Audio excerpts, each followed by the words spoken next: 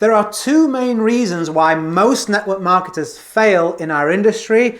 I would like to help solve them for you right now. So if you're struggling or you're even considering quitting, or maybe you're just looking at making sure you avoid these issues, I'd love to help you with all of that in this video. So stick around, I'll be right back.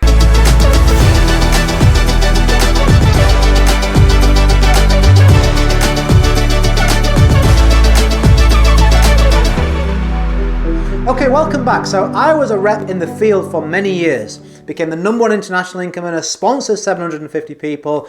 But on my way to that, I got 328 no's in a row at my initial sort of start in the industry. So there were definitely times where I was like, I'm not going to be able to do this. I don't know what I'm missing. Should I even be here? So I want to be able to draw from my experience. And I'm still heavily involved in the industry coaching reps, so I'm in the field with these reps day in, day out, have been for well over a decade now. So let me give you some help. The #1 reason, well, both of these are important actually, but the #1 I want to mention is people fail because they're expecting to fail. And that sounds counterintuitive. Often, if you're honest, we come into this industry to solve a problem. And this problem has usually been something that's persisted for a little while.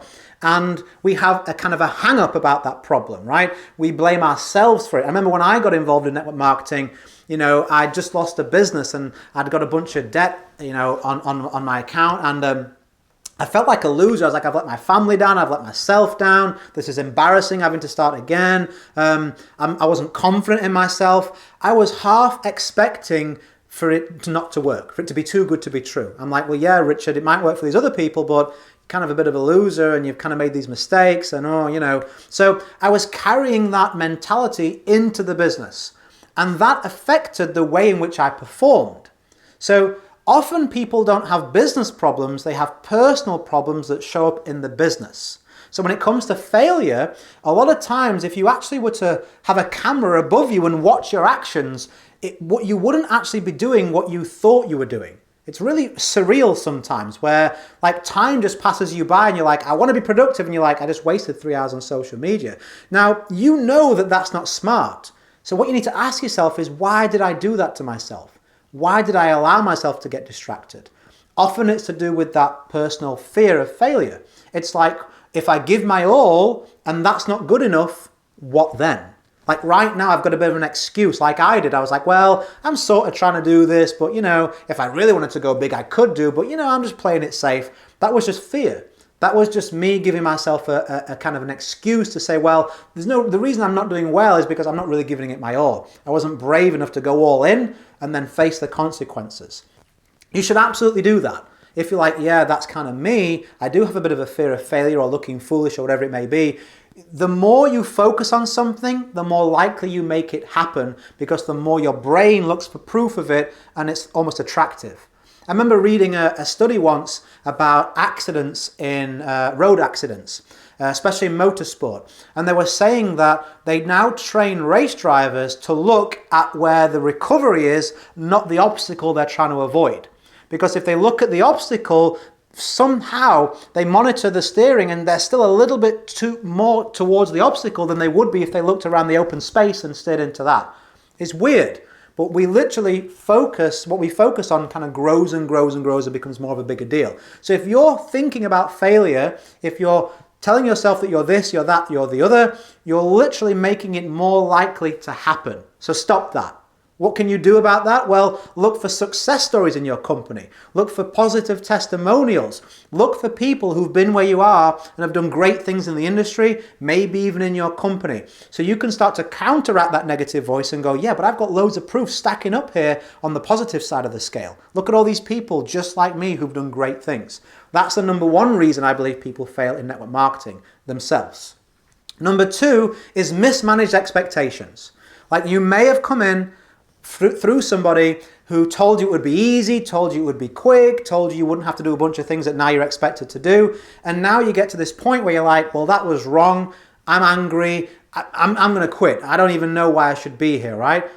What I would say is make that decision off your own steam. Don't allow someone else to sabotage what could be a great opportunity in your life for your family or whoever your success will positively impact.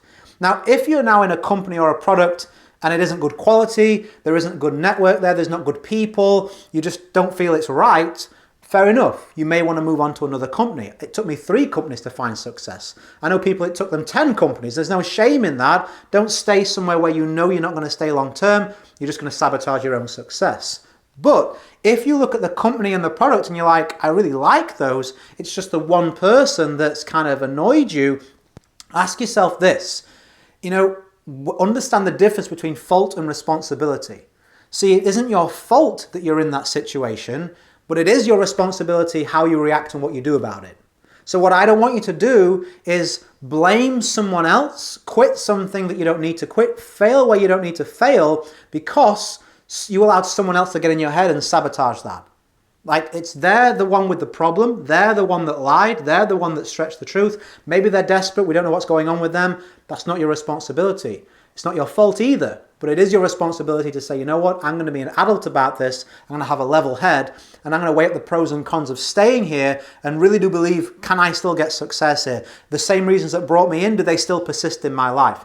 That's a smarter way of making decisions. Now, one final point that I'll give you, I know I said I was going to give you 2, but this is really valuable to you, so if you've stuck around, you're going to be rewarded with this. Failure for me is a perception, and it only occurs when you allow it to be permanent. So what I mean by that is when you're brave and you take those actions you've been avoiding and you go all in your business, you may not get the result you want as quick as you'd like it, but at the very least, if you're being a true entrepreneur, and I'm encouraging you through my content to do that, you may say, you know what, let me review what happened there. Why did that not work? What would make it work? How could I improve upon that? When I do this again, what one aspect of what I did will I make better? So if you do that, and that leads you down a path that allows you to do, like the things I did, right? In fixing my mistakes and making adjustments, I was able to go from 328 no's in a row to sponsoring over 750 people. That was literally a series of figuring out the correct tactics that would work for someone like me and being able to implement those tactics consistently. Only occurred because of mistakes and what people would say was failure. It's not failure if you learn from it, if you gain something valuable from it that gives you a much more valuable result later down the line. You see that? For me, failure is a perception, and I don't believe in failure unless I say it's a failure, because I am whatever I say I am, and the same is true of you. If I learned something, if it was valuable, if it helped me progress, that wasn't failure at all, that was a step in the right direction. So start to change your mindset around what failure is, what it means to you, so you can take these braver actions, learn what works for you, and really gain some progress, which is ultimately what I want to see happen in your life and business. Now, if you like my training, if you're like, yeah, that was good, solid advice, I'd like more from you, Richard. Of course, you can bounce around my YouTube channel. I always put content out once or twice a week, so subscribe. Enable the notifications, you'll then receive all of that. But if you want to get diving in like right now, and you're like, man, I would love to sort of get direct help from you, then you can go to the link that's underneath this video. It's on the top comment, it's in the description, it's probably on the top of the screen too. I teach a lot of techniques that are not being taught out there in the open. A lot of techniques that you probably don't know about that would make a significant, I believe, difference to your results. I'd love to share them with you. I've got them waiting for you. I'd love to share them with you, and I can share them with you for free.